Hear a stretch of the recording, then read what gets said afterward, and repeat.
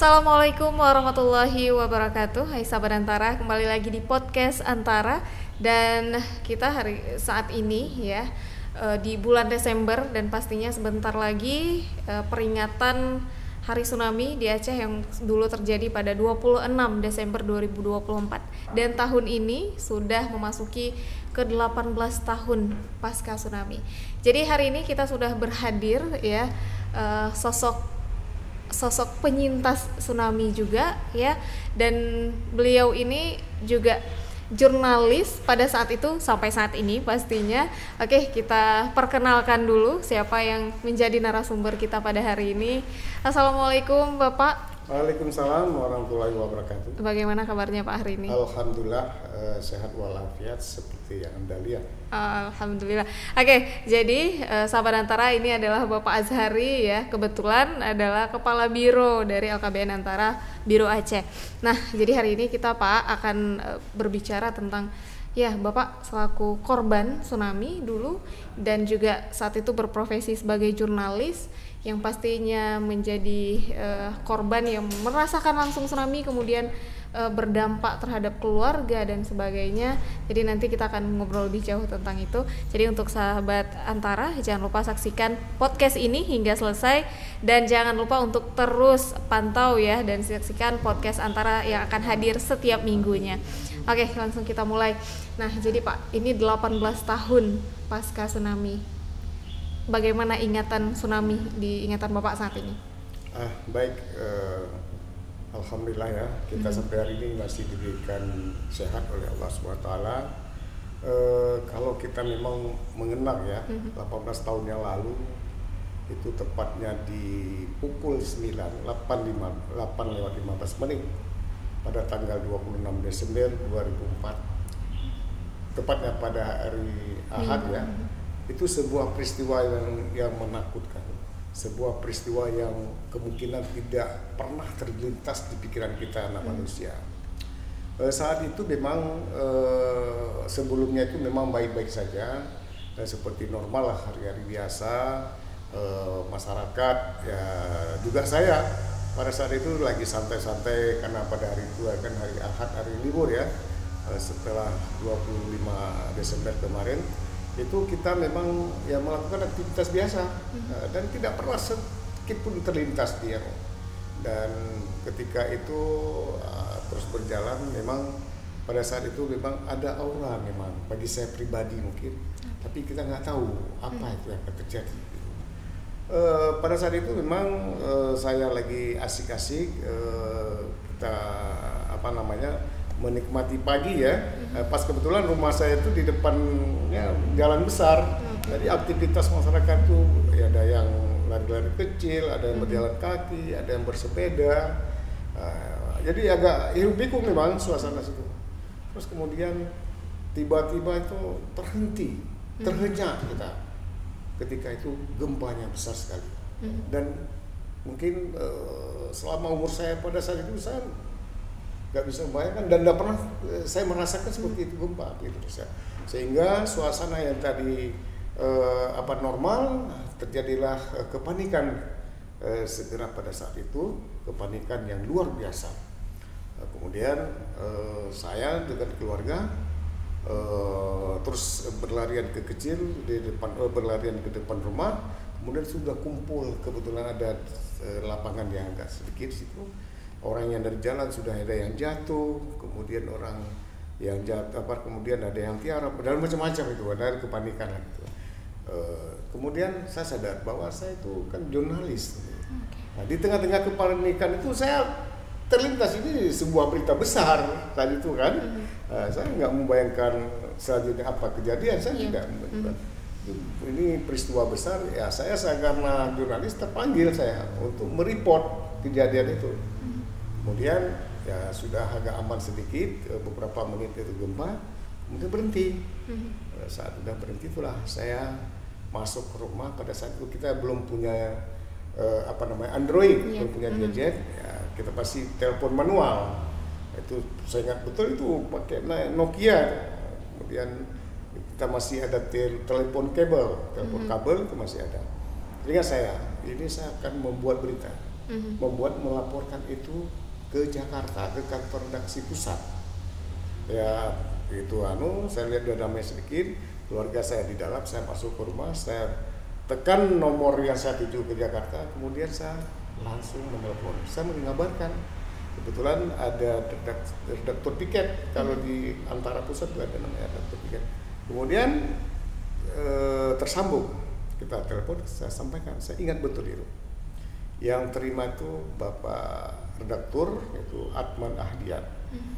Saya telepon, saya sambung, kemudian saya bilang, saya mau laporkan ada peristiwa besar itu gempa. Oke, gimana kronologisnya? Saya bilang, dengan saya bilang sekitar jam 8 lewat, jam 8.15, kemudian terjadilah gempa besar. Berapa magnitudenya atau skala Richternya? Terus saya bilang, saya nggak tahu berapa skala nih. Yang saya tahu ini kayaknya seumur nenek moyangnya paling dahsyat itu. Dia sampai bilang, yang benar kamu bilang. Apa anunya? Saya bilang itu kebetulan di belakang rumah saya itu ada bangunan ruko yang sedang dibangun. Itu ambruk. Saya bilang mungkin ratusan gedung itu ambruk atau rumah. Saya bilang, oh ya betul, ya itu saya bilang. Oke. Di antara itu ada namanya berita flash. Berita itu berita cepat, yaitu peristiwa-peristiwa besar, walaupun satu alinea. Jadi saya sempat tuh satu alinea melaporkan kejadiannya jam berapa, kemudian bagaimana kepanikan sebentar itu yang saya laporkan. Dan mungkin Antara juga termasuk memberitakan gempa terbesar dan gempa besar, dan yang pertama menyiarkan kita masih pakai satelit gitu ya. Itu saya pikir. Jadi memang kalau diingat lagi hari itu memang luar biasa Pak ya, tapi masih sempat gitu ya, masih. Kenapa kalau menurut Bapak nih, kenapa masih sempat gitu terpikir untuk bikin lagi berita padahal suasana yang udah sangat panik saat itu? Inilah seorang jurnalis ya. Kalau kita sudah menjiwai dunia jurnalis ini asik. Kita asiknya itu apa? Ketika misal terjadi bencana, itu yang terpanggil bukan apa-apa. Jiwa jurnalis itu. Kita membuat berita, bagaimana kita dengan berita bisa membantu orang lain gitu. Misalnya ya saya ingat betul lah awal-awal tsunami Aceh itu mungkin ya kita tidak spekulasi, mungkin ratusan atau ribuan jurnalis dari berbagai negara itu ada di Aceh. Bahkan mereka tidak ada yang tidak punya tempat untuk hotel, tidak punya kita hotel pada saat itu ya. Jadi mereka ada yang karena itu tadi dengan pemberitaan jurnalis ini, dengan pemberitaan media ini, itu menggugah, membuat empati bangsa-bangsa dunia untuk membantu Aceh. Itu saya pikir peran jurnalis, karena saya bilang tadi, ketika saya mencoba berlari juga, setelah saya membuat berita, karena gempa ada beberapa kali, kemudian diteriaki air laut naik. Jadi pada saat itu mungkin pemahaman masyarakat tidak ada, nol sekali tentang tsunami, kan? Kita lihat bisa munculnya ada gelombang tsunami yang sudah menerpa, masih ada yang sebut maaf tadi bilang, ada yang bilang itu suara pesawat, itu macam-macam kita dengar cerita tentang itu. Jadi pada saat itu pun ketika kami mendengar air laut naik, saya berusaha untuk menjauh. Itu posisi Bapak dekat dengan laut atau gimana posisinya Pak saat itu? 2 kilo lah dari laut ya. Agak lumayan dekat. Tapi itu imbas dari tsunami itu kena juga tempat kami tinggal itu, sekitar itu di rumah itu ada 1 meter lah airnya, ketinggian air. Memang air yang paling ujung ya. Tapi bukan itu. Kita melihat kepanikan saat itu yang luar biasa. Kita berlari, dan saya sambil berlari, sambil saya bawa mobil, saya evakuasi keluarga, terus saya masih memegang telepon. Saya mencoba untuk connect lagi ke Jakarta, menyebutkan bahwa ini ada tsunami. Sampai-sampai istri saya, Bang, nggak usah pikir itu, ini kita dalam keadaan musibah. Itulah karena itu seorang jurnalis ya. Kemudian ternyata pada saat itulah telepon tidak bisa aktif lagi. Itu mati total. Berapa kali saya tekan tidak pernah nyambung. Begitulah. Rupanya memang itu bencana ini sangat dahsyat. Jadi kapan nih Bapak betul-betul sadar dan tahu ya secara keseluruhan bahwa ternyata besar juga nih air laut yang ini dan udah meluluh lantakkan semuanya kayak gitu. Iya. memang ya ini bukan kita ini sebagai pengalaman ya, pengalaman kita, bukan kita mengungkit lagi. Ya kita berdoalah sebelaku khususnya kita karena umat muslim ya berdoa supaya bencana-bencana ini tidak ada lagi di Aceh khususnya dan nasional dan dunia. Karena itu maha berat ya. Ketika itu memang terus berjalan waktu akhirnya saya sama keluarga dan orang-orang lain itu mencari tempat yang tertinggi. Kalau kita di Banda Aceh kami titik kumpul konsentrasi massa itu ada di Lambaru pada saat itu. Jadi sehingga berbagai cerita kita dengar orang yang lari. Tapi terus terang pada saat itu memang kita saling melihat, tapi tidak saling berkomunikasi. Saya nggak tahu itu apa. Saya melihat Anda melihat saya. Panikkah itu atau? Panik itu. Karena panik. Karena apa? Ya setelah kabar tsunami atau air laut naik itu gelombang besar, itu apa yang terjadi? Orang-orang bingung. Itu saya bilang tadi karena kita tidak pernah punya pengalaman seperti dan itu. tidak ada pengetahuan sama sekali tentang tsunami itu jadi karena antara percaya dan tidak. Nah, sehingga di tempat orang ramai yang saya bilang tadi ada di titik kumpul itu tidak hanya bercerita di mana air tadi gimana itu cuma gitu aja tapi tidak saling kemudian berlalulah jam dari jam ke jam.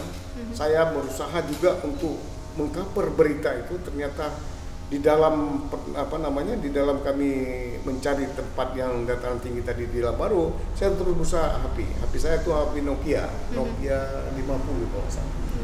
Batu bata lah kalau orang bilang kan. Saya coba tekan terus tapi nggak tersambung terus itu. Kita nggak tahu begitulah dasarnya ya. Kemudian sampai dengan jam 4 sore mobil itu lewat. Itu di jalan Soekarno-Hatta, kawasan Penur, mobil melintas dan mobil truk. Saya pikir banyak orang yang mengungsi. Ternyata truk itu mengangkat jenazah katanya. Nah, jadi kami nggak tahu terus. Kemudian pada beberapa jam kemudian Pak Soryadi saya ketemu. Pertama sekali saya ketemu ponakan saya. Saya tanya, gimana keadaan kampung? Lalu dia jawab, tidak usah tanya masalah kampung. Kenapa? Kampung kita ada di laut. Saya, orang tua saya, ya kata ponakan saya, orang tuanya dengan satu pun tidak ada ketemu. Kayaknya habis semua. Baru saya tersadar pada saat itu, berarti dahsyat sekali musibah ini. Dan saya pastikan juga keluarga saya yang kebetulan di dekat pantai itu sudah tidak ada. Dari keluarga Bapak ya, dari keluarga yang turut hilang dalam tsunami itu, tidak ada yang bisa ditemukan atau gimana? Ya, saya sudah berusaha mencari pada saat itu ya, berhari-hari. Satu pun jenazah itu saya tidak temukan. Itu kalau saya ada selain ayah dan ibu saya, itu ada 18 keluarga inti. Keluarga inti itu maksudnya adalah abang, kakak, ipar, dan keponakan. Itu ada 18 orang selain dari kedua orang tua saya.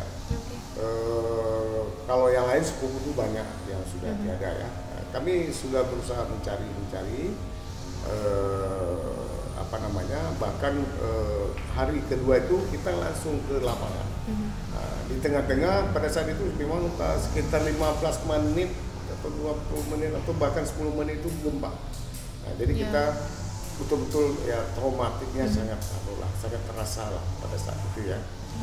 Nah, melihat sendiri gitu Pak ya, keadaan saat itu, dahsyatnya situasi bencana saat itu, dan melihat kondisi saat ini ya, kalau saya pribadi nih Pak, yang mungkin umurnya kalau 2004 itu masih ukuran 7-8 tahun ya, yang belum terlalu paham, tapi Bapak saat itu sudah betul-betul bisa merasakan gitu ya, gimana dahsyat dan perasaan yang campur aduk itu.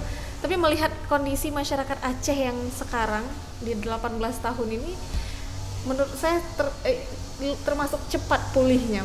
Iya, apa iya gitu Pak? Kalau saya bukan itu, saya ini menyatakan bahwa ini yang ke-18 tahun ya setelah tsunami itu, Memang secara infrastruktur kita lebih maju, ya. Namun demikian ada yang mungkin yang kita lupakan selama ini, ya, dan kita memang harus ada sebuah gerakan, yaitu gerakan melawan lupa. Seperti apa itu? Hari ini kita lihat banyak kalangan-kalangan, terutama generasi Z itu, ya mungkin tidak tidak tahu lagi peristiwa itu seperti apa. Kita bukan artinya kita ingin mengungkit lagi, mengungkit itu tidak, tapi paling tidak ada sebuah pemikiran bahwa itu ada peristiwa tsunami 18 tahun yang lalu. Kemudian kita perlu membekali diri dengan bahasanya kebencanaan itu siap siaga bencana. Itu perlu. Kenapa? Apalagi hari ini Aceh dan beberapa bahkan Indonesia, ya, saya pikir ini kan sangat rawan. Daerah kita ini rawan. Bencana itu tidak hanya bencana tsunami, tapi juga bencana banjir, bencana gempa bumi, gunung Merapi, dan lain-lainnya itu. Jadi kita harus siapkan nih, generasi ini harus kita bekali. Supaya apa? Kenapa saya bilang begitu? Karena pengalaman tadi pada saat tsunami itu yang paling banyak mungkin, ya, yang mungkin kalau menurut saya rasakan, karena saya juga pernah melihat seperti itu, orang panik. Ketika orang panik itu misalnya di akses kita mau lari dari pantai mau ke tempat daratan tinggi, nah, itu terjadi kepanikan pada saat tsunami itu. Jadi sehingga orang yang punya kendaraan tabrak yang di depan, yang di belakang ditabrak yang di belakang, dan seterusnya seperti itu. Dan mungkin tidak mustahil banyak orang yang jalan kaki juga ditabrak, karena masing-masing saat itu dia betul-betul sebuah situasi yang nafsi-nafsi. Dengan nafsi-nafsi itu ya yang penting saya selamat. Jadi kita nggak peduli orang lain. Nah, itu peristiwa. Kenapa kepanikan tadi, ya? Apalagi ketika orang sudah menyaksikan langsung itu airnya setinggi 20 meter. Bukan hal sedikit itu. Belum lagi kita material-material yang dibawa oleh air tadi. Ya, ini yang perlu sekarang. Saya pernah menanyakan beberapa anak generasi Z, bahwa sekarang sekolahnya mungkin SMP, ya. Pernah saya tunjukkan ada sebuah simbol, yaitu misalnya rambu-rambu jalur evakuasi. Saya tanya, ini apa nih? Jalur evakuasi. Terus tahu apa maksudnya? Nggak tahu kita. Nah, seperti itu. Ini yang harus dilakukan, saya pikir. Mitigasi itu harus terus ditanam, harus terus dipupuk. Kita bukan, sekali lagi saya bukan mengingat lagi tsunami itu, enggak, ya kan, kita harus bangkit, tapi kan harus ada siap. Kita contohkan misalnya seperti kejadian di luar negeri, seperti di Jepang misalnya kemarin itu kan. Jadi sehingga apa? Ini tujuan kita meminimalisirkan korban jiwa dan juga harta. Nah, ini yang perlu. Nah, saya juga ingin menyarankan, ya, kepada pemerintah agar betul-betul menerapkan pada kebijakan misalnya soal RT RW-nya Aceh. Ini harus betul-betul dilihat dari aspek kebencanaan. Nah, misalnya bagaimana nih, misalnya di Olele ini aksesnya nggak boleh jalan kecil. Sekarang kan kita bisa lihat fenomena pertumbuhan perumahan misalnya di kawasan Olele, di kawasan pinggir-pinggir pantai, termasuk misalnya di Aceh Besar, itu sangat tinggi. Nah, di Cadik, kita bisa bayangkan bagaimana hari normalnya begitu macet, begitu padat kendaraan. Nauzubillah, kita tidak mengundang lagi gempa, tidak mengundang tsunami. Tapi jika itu terjadi, akses untuk lari itu seperti apa? Nah, ini makanya saya pikir perlu kebijakan polisi dari pemerintah dan politisi mungkin atau DPR itu betul-betul mengawal, harus berpihak kepada kebencanaan tadi, sehingga kebijakan-kebijakan yang hasil betul-betul memperhatikan itu tadi. Jika terjadi bencana, ini bagaimana akses jalan raya. Terus kemudian bagaimana misalnya di Aceh Besar tidak ada escape building. Kalau di Banda Aceh ada beberapa, misalnya di daerah Coblangku, Olele, kemudian ada di Lam Jame. Tapi Banda Aceh Besar itu yang di pinggir pantai. Misalnya di daerah lah bisa ada gunung misalnya, paling tidak kan ada juga yang di pinggir-pinggir misalnya daerah-daerah Lembadi, Pekanbadak, kemudian Baitul Salam. Nah ini kan harus ada juga semacam itu. Nah itulah pemerintah ini betul-betul saya pikir pembangunannya atau program pembangunan ke depan itu harus betul-betul memperhatikan mitigasi bencana. Kemudian juga soal di pendidikan, saya juga nggak tahu ini apakah ada nggak kurikulum, masuk nggak kurikulum tentang kebencanaan ke pendidikan. Saya dengar sudah dibuat tapi belum disahkan. Ini juga perlu disosialisasikan lah kepada masyarakat. Apalagi kan kalau sekarang ini kan banyak masyarakat kita yang datang dari daerah lain yang tentu saja mereka tidak paham tentang pernah tsunami gitu. Nah, dulu saya ingat betul itu baru-baru tsunami, kalau kita misal malam itu sendal itu kita balik arahnya ke belakang, pokoknya keluar di pintu kita langsung pakai sendal atau sepatu. Sesiaga itu kita. Bahkan mobil di garasi juga bukan membelakangi pintu gerbang tapi mendepani pintu gerbang. Nah itu semacam itu. Bahkan ada yang lebih aneh, kalau tidur tuh harus dekat pintu. Nah begitulah. Tapi kita kan tidak bicara itu lagi. Jadi sebagai kesiapsiagaan, kita tidak berharap ada bencana. Bencana bisa aja datang kan secara tiba-tiba. Jadi kita perlu kesiapan mental untuk itu gitu Pak ya. Memang benar ya kalau kita lihat sekarang sudah seperti hal yang wajar, bahkan seperti nggak pernah terjadi tsunami kalau kita lihat perumahan yang memang dekat dengan laut dan sebagainya. Oke, kembali ke fenomena tsunami-nya sendiri, kemudian pasca tsunami, dan di saat pasca gempa saja nih Bapak udah mulai aktif lagi nih, langsung ingat nih tugasnya sebagai jurnalis. Nah pasca tsunami susah nggak sih untuk Bapak pribadi ya sembuh dari itu dan melanjutkan lagi nih karirnya sebagai jurnalis? Saya pikir tsunami juga tidak mengganggu karir saya sebagai jurnalis, karena ya hari keempat saya sudah mulai aktif kembali. Karena saat itu antara kebetulan mengirimkan tim dari Jakarta dilengkapi dengan alat komunikasi yang canggih yaitu telepon satelit. Kita sudah aktif lagi itu sejak, sebenarnya kalau teman-teman yang lain itu sudah hari ketiga sudah aktif, karena kita pada saat itu ada kebijakan dari redaksi atau pimpinan di Jakarta mengirimkan mereka-mereka yang dari luar Aceh ke Aceh. Nah, sementara kita ini kan macam saya ketemu sama sama teman-teman lain itu di hari ketiga. Di hari ketiga baru ketemu, karena kita pada saat itu kan sudah saya sampaikan tadi, saya mengevakuasi sampai ke daerah pegunungan gitu. Kemudian itu tadi ya, jiwa jurnalis itu tidak pernah hilang dari kita. Karena hari keempat lah, bukan ketiga ya, maaf. Hari keempat saya sudah bekerja, saya bisa mereport, dan saya sambilan mencari keluarga, sambilan juga memberitakan keadaan yang terjadi pada saat itu. Jadi sampai dengan hari ini tsunami memang itu fakta terjadi dan kita adalah korbannya, namun kita terus bangkit pada saat itu. Kita bisa sebagai jurnalis dan juga komponen masyarakat bangkit, dan alhamdulillah Aceh cepat bangkitnya tuh, ya kan. Dan juga mungkin karena dorongan dan bantuan dari perhatian internasional. Jadi secara fisiknya Aceh dan juga batinnya masing-masing masyarakat tuh kayaknya lumayan cepat, alhamdulillah lumayan cepat pulihnya. Oke, jadi kita juga sudah di penghujung waktu nih untuk hari ini Pak. Ada pesan-pesan atau harapan Bapak di 18 tahun sudah pasca tsunami?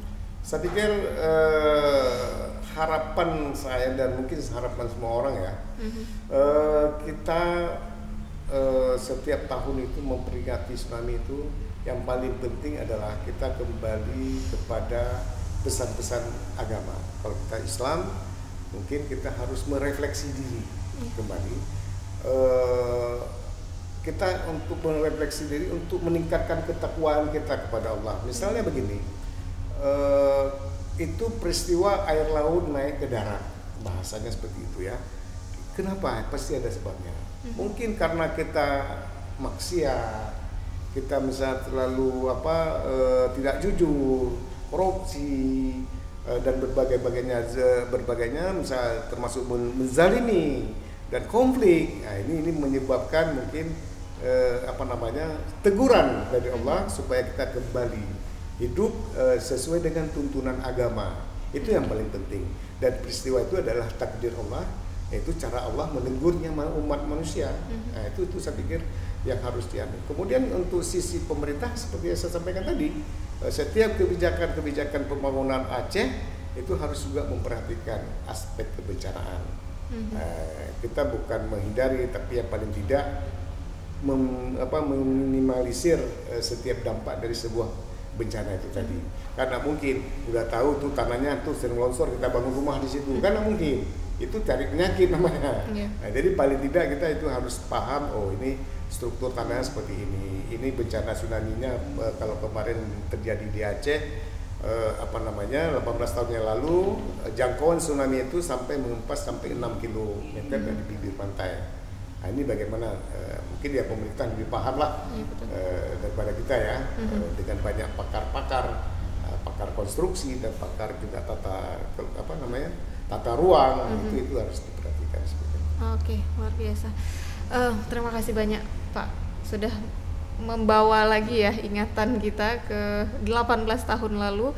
Tapi itulah seperti pesan Pak Azhari tadi, setiap tahun peringatan tsunami terus dilakukan, tapi bukan hanya untuk mengingat 26 Desember itu saja, tetapi kemudian menjadi pelajaran ya untuk kita semua untuk siap gitu kalau terjadi lagi bencana yang sedemikian itu. Oke, terima kasih banyak sahabat Antara. Jangan lupa untuk terus saksikan podcast Antara di channel YouTube kita Antara Aceh.